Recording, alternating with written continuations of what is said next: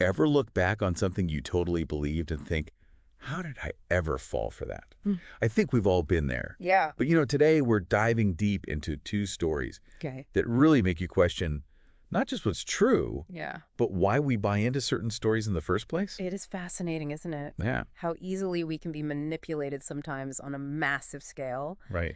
We're going to be looking at cases today where truth and fiction, they get so blurry. Absolutely. And what that says about us, about human psychology. Exactly. And first up, we're going to Warwick, Rhode Island, 1990. Okay. Picture a warm summer night, a young couple, Adam and Elena Emery, Mm-hmm. celebrating their second anniversary with friends.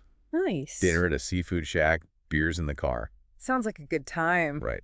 Sounds pretty idyllic. Yeah. But for the Emerys and everyone involved, things take a very dark turn. So they're driving home from dinner when, bam, Oh. their car gets rear-ended in a parking lot. Oh, jeez. Classic hit and run. What? The other car just speeds off. Oh, jeez. And you've got to picture the scene, the adrenaline's pumping. Right. Friends are egging Adam on. Yeah. And he makes a split-second decision to chase after the other car. Oh, boy.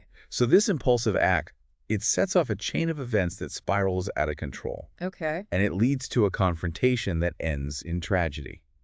Wow. The driver of the other car, a young man named Jason Bass, Mm-hmm. is fatally stabbed. Oh, my goodness. Adam Emery claims self-defense, Okay. but the passenger in Jason's car tells a completely different story. Oh, wow. He says Adam was enraged, screaming threats, wielding a hunting knife. Oh, jeez. So this seemingly open and shut case Right. becomes a tangled web of conflicting accounts. It's amazing how quickly things can change. I know. I know, a minor fender bender turns into a deadly confrontation. Yeah. It really shows you how emotions, particularly in these high-stress situations, Absolutely. can completely cloud judgment Yeah. and lead to devastating consequences. And this case really grips the community. Sure. It divides public opinion. There's tons of media coverage. Yeah. Was it self-defense or was it cold-blooded murder? Right. And for 3 years, these questions linger as the legal process plays out. Oh, wow. The trial itself becomes a media spectacle, Of course. further polarizing the community. Yeah. Prosecution saying Adam's a hothead prone to violence. Mm-hmm.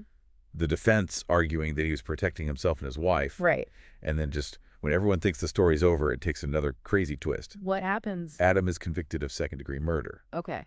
But before he can be sentenced, he and Elena disappear. What? Vanished, without a trace. Oh, my gosh. Their car is found abandoned on a bridge. Wow. Their clothes and belongings neatly laid out inside, Oh, wow. leading many to believe it was a double suicide. Yeah, it sounds like a pretty classic, Right. staged suicide. But some investigators aren't convinced. Really? They uncover a few curious details. Matching sweatsuits and ankle weights purchased before they disappeared. Hmm. A seemingly casual Burger King meal just hours before their alleged deaths. Hmm. It just seems a little too planned, a little too perfect. Yeah, I mean, it does sound a little suspicious. What? The evidence you're saying is kind of pointing towards a calculated escape Yeah. and not like a desperate act of, Right. suicide. And then months later, there's a discovery that throws everything into question. What's that? Elena's skull is found in the bay beneath the bridge. Oh, wow. So, So she's definitely deceased. yeah. But what about Adam? Right. What about Adam? Did he orchestrate this elaborate plan, leaving his wife behind? Wow. Well, he slipped off to a new life. So the mystery deepens. It does. And the case takes on this almost mythical quality. I know. So are there reported sightings of Adam? There are, first in nearby states, Uh-huh. then further afield Florida, even Europe. Wow. The FBI gets involved. Okay. And to this day, Adam Emery remains a fugitive. It's a story that keeps generating theories Yeah. and speculation. It's a reminder that Yeah. sometimes the truth is a lot more elusive than we'd like to believe. It really is. Yeah. And that desire to believe in something extraordinary, even when the evidence is shaky, Mhm. that's something we see over and over again throughout history. Yeah. And speaking of believing things that seem too good to be true, Okay. let's jump back in time to a story that fooled some of the smartest people around. All right. I'm ready. Let's go back to 1869, Okay. to a small town in upstate New York called Cardiff. Yeah. Picture this simpler time. Horse-drawn carriages, gas lamps, a world still grappling with Darwin's theories. Yeah.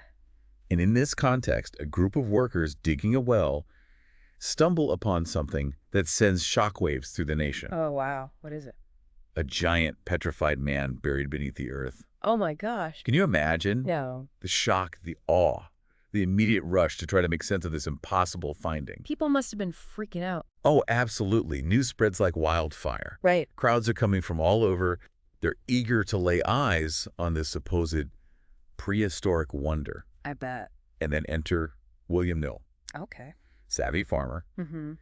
He quickly recognizes the potential of this discovery. Of course. So he erects a tent over the giant, Okay. starts charging admission, Smart.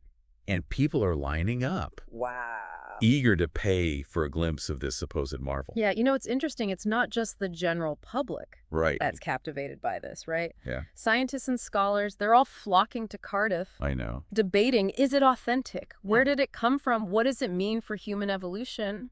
It's a sensei. It taps into our deepest curiosities about the past. Yeah. Absolutely. About giants and mythical beings. Yeah. And Newell, he's a shrewd businessman. Yeah. He fans the flames of this fascination, Okay. fueling speculation, Mm-hmm. keeping the public hungry for more. And then, of course, P.T. Barnum steps in, Of course. the legendary showman. Always with an eye for the spectacle. Right. He offers a small fortune for the giant. Mm-hmm. But Newell and his investors, they refuse. They do. So Barnum, never one to be outdone, Right. commissions a replica of the giant He does. and puts it on display in New York City, What? further blurring the lines between truth and spectacle. Wow. It's this battle of showmanship, Yeah. each trying to capitalize on the public's fascination with the extraordinary. And then just when the debate reaches its peak, Yeah. the mastermind behind the hoax, Okay. a man named George Hull, he steps forward and reveals the truth. What? The Cardiff giant is nothing more than an elaborate fabrication.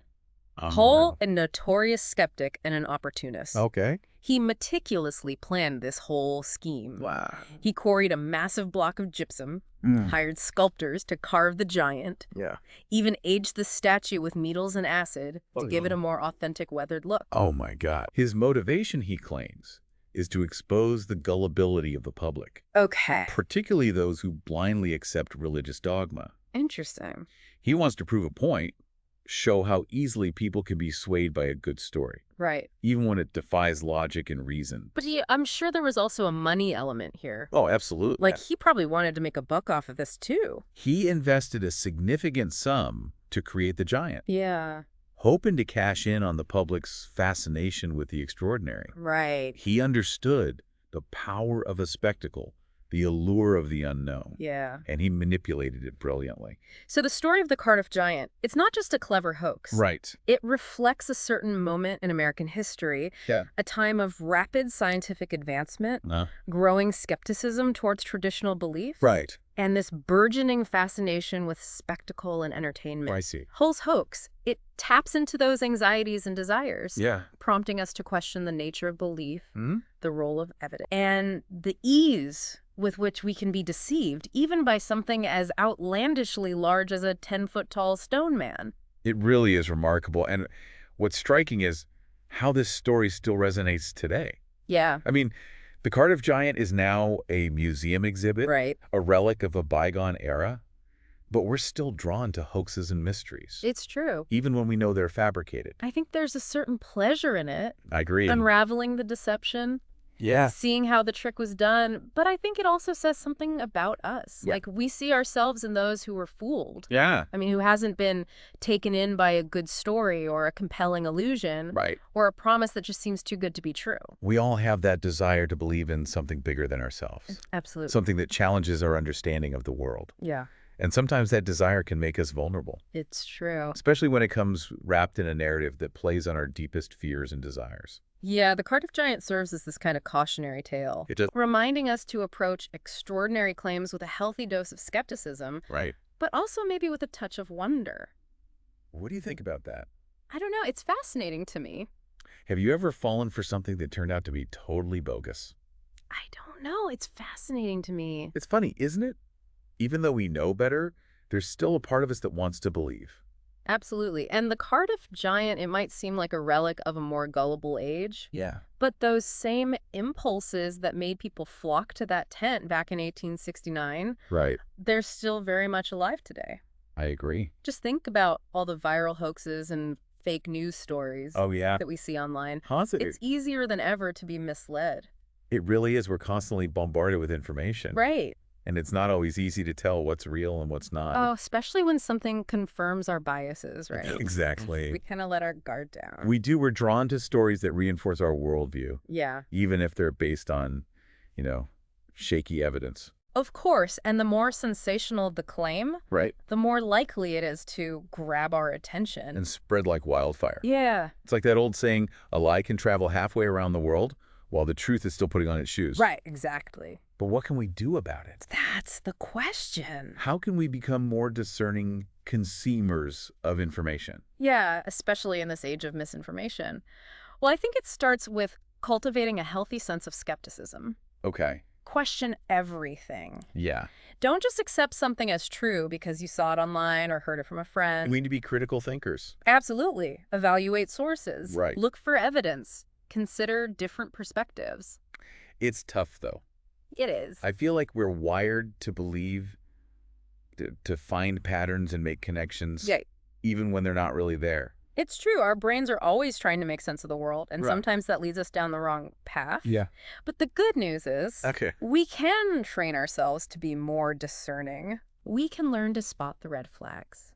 So what are some of those red flags? Yeah, what should we be looking out for? Well, one common tactic is using really emotional language Okay. or imagery Yeah. that's designed to manipulate our feelings rather than appeal to logic. I see. You also want to be wary of claims that are overly vague or that lack specific evidence. Okay. And if something sounds too good to be true, Yeah. it probably is. Right. That's good advice. Yeah. And I think it's important to remember that being skeptical doesn't mean being cynical. Right. It just means approaching information with a critical eye Exactly. and being willing to change your mind when presented with new evidence. I think that's key. Yeah. We shouldn't be afraid to question our own beliefs Right. and assumptions. It's how we learn and grow. Absolutely. So as we wrap up our deep dive today Yeah. into these two tales of deception, what's the takeaway for our listeners? What do you think? What do we want them to remember? Well, I think the most important thing is to be aware of the power of deception. Yeah. It's all around us, It is. both in these grand schemes and in the everyday moments. Right. From the Cardiff giant to that friend who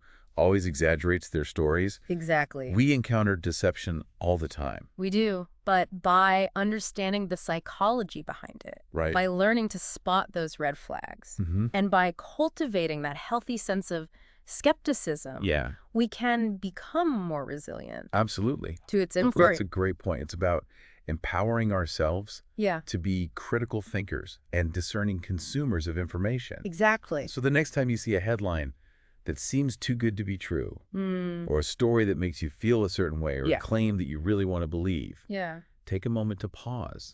Ask yourself some questions. right. Who benefits from this information? Mhm. What are the sources? Yeah. Is there another side to this story? And remember, even the smartest people can be fooled. The key is to stay vigilant, stay curious, and never stop questioning the world around you. Well said. And to our listeners, thank you for joining us on this deep dive Yeah, thanks for listening. into the fascinating and sometimes unsettling world of deception. We hope you've learned a thing or two about the power of belief, the allure of the extraordinary, and the importance of critical thinking. Until next time, keep exploring, keep questioning, and keep diving deep.